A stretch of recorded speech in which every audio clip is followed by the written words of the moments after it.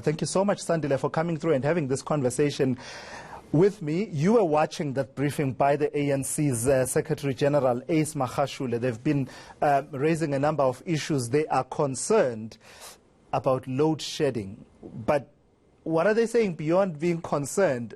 The tone from the briefing that you got just reading it, is it a tone of an organization that controls the government, that leads the government, that can and should implement solutions, or is this mere lamentation? Thank you. I was unable to pick up anything that was of substance that would give all of us hope that the immediate problems, including load shedding, are going to be resolved. For an instance, I would have, because this problem is not new. Load shedding started in 2007. This problem is not new. So I would have expected Cyril Ramaphosa took over in February or so, 2018. So he's been there for some time and is not new to government. That we have, since I took over power, or since whatever they made the decision, these are the few steps we've taken. This is the progress that has been made. Although we've had this setback because of these rains, our plans are on track, and these are our plans. Those plans we don't, you and I don't know what the actual plan is around ESCOM to actually keep the lights on consistently. There are fears that they are using diesel to keep the lights on. They are using emergency capacity to keep the lights on at great cost, which is not discussed in an open fashion.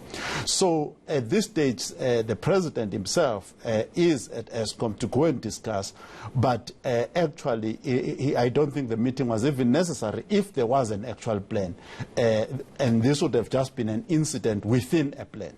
Yeah, and also, I mean, the other issue that's been up in the air, even at the time at which the NEC was meeting over the weekend, is beyond ESCOM, the other state-owned entities as well, and that some of them, their dire financial status. The whole issue of SAA being placed into voluntary, business rescue. And then this ongoing debate about whether or not there's a move to privatize these SOEs, because you've seen a bit of that narrative that says all of this is part of a systematic, step-by-step process to lead us to privatization. Can the ANC afford to be having those kind of debates right now, those kind of ideological versus pragmatic debates at this point? The ideological debates are actually academic, as you probably are trying to say. They are academic. They are neither here nor there. Let's talk about SAA. SAA, it was a union that started the whole idea of putting them into business rescue. And I think the president and others saw that they will not win this court case. They might as well preempt it by going into voluntary business rescue rather than allowing a victory for solidarity. But to be totally honest, I've advocated already for a financial state of emergency in South Africa, specifically targeting the state-owned enterprises. Transnet has been put under administration. That's another form of business rescue. PRASA, yeah. Sorry. PRASA has been put under administration by Mbalula. That is another form of business rescue. So ESCOM is on the verge. One way or the other, something drastic has got to be done at ESCOM. They are short of cash flow on a monthly basis, etc., etc.